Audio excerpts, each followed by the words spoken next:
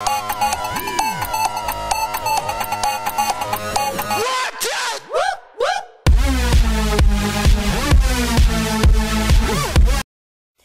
à tous et à toutes, c'est Max965. Aujourd'hui on se retrouve donc pour l'épisode 14 je crois donc de la série Airsoft Review. Donc aujourd'hui je vous fais la review de ma veste d'intervention Strike System que j'ai acheté 49 € chez ADM Airsoft. Donc bon, franchement c'est une bonne veste qui coûte pas cher et je l'ai acheté donc pour deux raisons, parce qu'elle coûte pas cher et en plus car comme vous pouvez le voir on peut mettre des chargeurs d'AK-47 dans ces poches pour AEG, pour chargeur d'AEG. Enfin bon bref, je vais vous expliquer un peu tout ça. Donc elle possède 8 poches, donc 4 pour les AEG. Donc ce que je trouve ça con, donc sur les informations de la veste, il y avait marqué que elle comprenait donc elle pouvait prendre des chargeurs type AK, M4, M16, SIG et j'en passe, donc quasiment tout le monde, tous. Et regardez, quand je l'enfonce, c'est un 600, je crois que c'est un 600 billes ou un 550, regardez. Et regardez combien il y a de centimètres. Il doit avoir au moins, je sais pas, 4-5 cm d'écart entre l'endroit où il peut. Enfin bon bref. Il y en a 4, j'en utilise que 2 car 1000 billes ça suffit largement pour une partie. Les deux autres, ils me servent donc soit à ranger des chargeurs de réplique secondaires comme le chargeur de la MP9, donc de la Mag 9 plutôt. Soit à ranger donc des grenades fumigènes. Donc je peux mettre 2 grenades fumigènes ou 2 chargeurs d'MP9, hein, donc ça revient au même. Moi j'en mets un de chaque. Super, on va la fermer s'il vous plaît à côté. Merci, c'est gentil. Enfin bon. Donc ici je mets ma grenade donc à main. Donc ça c'est une grenade d'entraînement militaire. Donc il me reste que celle-là, c'est pour ça que je la mets. Donc ça rentre nickel. Ensuite sur les deux mini-touches, donc ici je mets donc tout ce que je peux mettre, hein, donc speed loader, pas mal de choses, vraiment tout genre des clés ou quoi. Donc c'est du velcro et là pareil on a du velcro, donc voilà, c'est donc je peux mettre 4 cartouches de pompe, donc ça c'est vraiment super pratique. Donc voilà, donc ceux-là je mets des sparklets de CO2, donc je peux en mettre un paquet, hein. Donc ensuite ici on a des portes, donc ça c'est fixé, par contre on a des portes douilles de Dan Wesson. Donc voilà, hop là.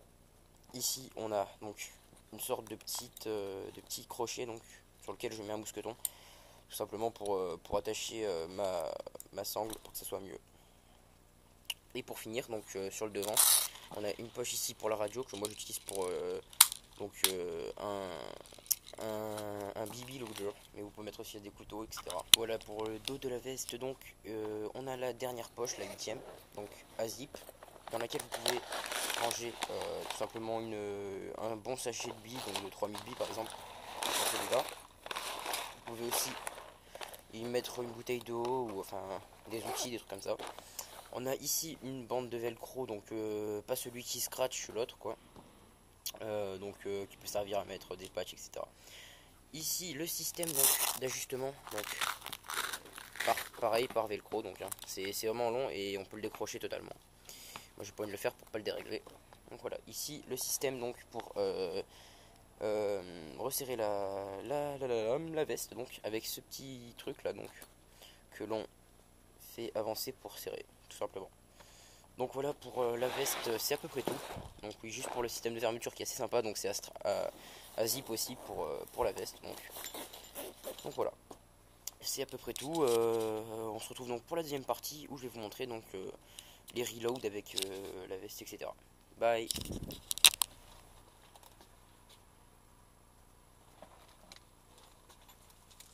Donc voilà pour la partie numéro 2, je vais vous montrer donc déjà la veste sur moi.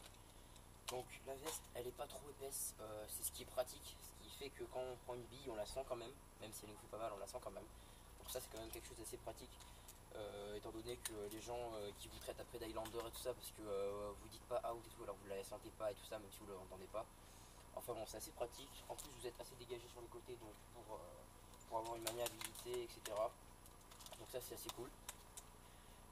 Ensuite donc je vais vous montrer à peu près les reloads avec 3 répliques, donc l'AK, la Mag 9 donc qui a le chargeur qui est ici là, et les douilles avec le Dan Wesson. Donc pour commencer l'AK-47, donc voilà, on l'a ici, vu qu'on a mes chargeurs ici tout simplement, avec votre pouce vous relevez manette, vous chopez, là vous avez ça, voilà, etc. Donc bon là j'ai plus de batterie, donc je pense que ça ne servira à rien de tirer, mais bon je vais quand même les lunettes, on sait jamais. Donc voilà, déploiement de la crosse, voilà. Voilà, comme je vous l'ai dit, j'ai plus de batterie. Vous la retirez, vous la remettez de la même façon que vous l'avez remise, vous renlevez l'autre, et la même chose, hein.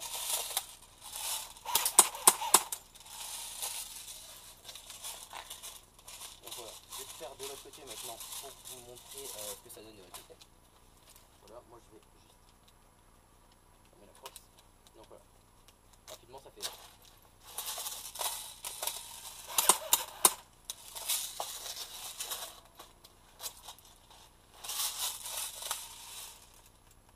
Voilà, ça s'est mis automatiquement en sécurité parce que j'ai plus de batterie.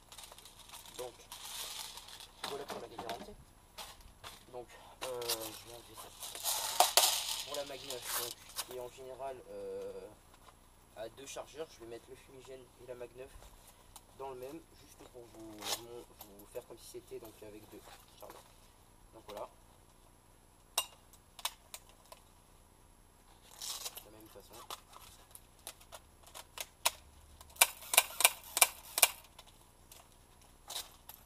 On repose.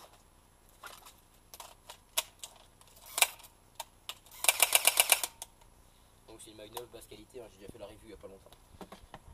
Voilà, pour le Danwesson, donc avec les douilles ici, j'ai oublié. Donc le petit truc vraiment de merde que j'ai trouvé, c'est que comme vous pouvez le voir, il n'y a que 5 douilles, et dans le Danwesson, comme vous le savez tous, il y en a 6.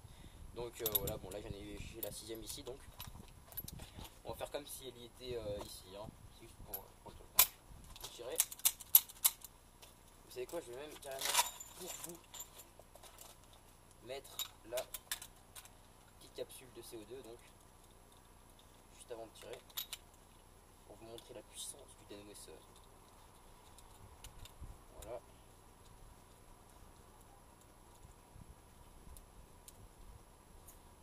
Donc voilà, elle est percée, super, je vais enlever la crosse. Ça c'est ce truc super, la crosse super cool du Danwesson, ça. Enfin bon voilà, donc on va tester ça tout de suite. Il n'y a pas de billes, hein, juste pour vous dire. Donc là, je chope les douilles une par une. Personnellement, j'ai jamais fait ça en partie, tout simplement parce que j'utilise que 6 douilles en partie. Donc j'utilise les 6 qui sont déjà dans le Danwesson. C'est un peu con, je trouve. Mais c'est assez pratique.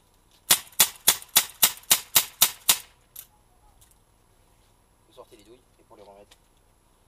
Donc là, c'est vraiment, je vous assure que c'est simple, mais c'est galère. Par rapport à ce que si vous êtes en partie, c'est chaud de ranger vos douilles. Donc moi je vous conseille directement de les mettre dans la dump push, excusez-moi, ou tout simplement dans une des admins. Vous voyez, ça c'est le truc con qu'on peut faire. Donc, bon, vous m'avez compris, c'est galère. Donc moi je vous conseille tout simplement de les mettre là-dedans une fois la chose terminée. Donc voilà, tout simplement, c'est rapide, c'est simple. Donc je voulais vous le faire avec également mon fusil à pompe. Le truc c'est que je l'ai pas parce que j'ai pété la crosse, du coup je vais voir pour réparer, mais je l'ai pas donc là. Donc c'est basique, hein, pour le fusil à pompe, hein, c'est un peu plus dur de les choper. Donc voilà, vous ressortez le truc, vous l'enfoncez, hop là tout simplement, et pour la remettre, basique, voilà. C'est un peu plus chaud je trouve que pour les autres, mais ça va quand même tout seul. Donc voilà. Pour les rechargements avec l'e-bill loader, basiquement je les ai là, donc il n'y a pas de billes, hein, dommage. Je ressors, j'ouvre, voilà, je referme, je remets, et hop là on est pareil. Donc bon, ça c'est sympa je trouve. Pour compléter son plastron, donc j'ai un petit porte-couteau accroché à ma ceinture, basique, hein, donc j'ouvre, je récupère le couteau, et là voilà, hein, après pince, couteau, etc. Donc si vous voulez que je fasse la review de ce couteau, dites-le moi dans les commentaires et je le ferai, pas de soucis, hein, je me ferai un plaisir de le faire. Donc voilà, j'espère que cette vidéo vous aura plu, vous aura incité un peu à l'acheter.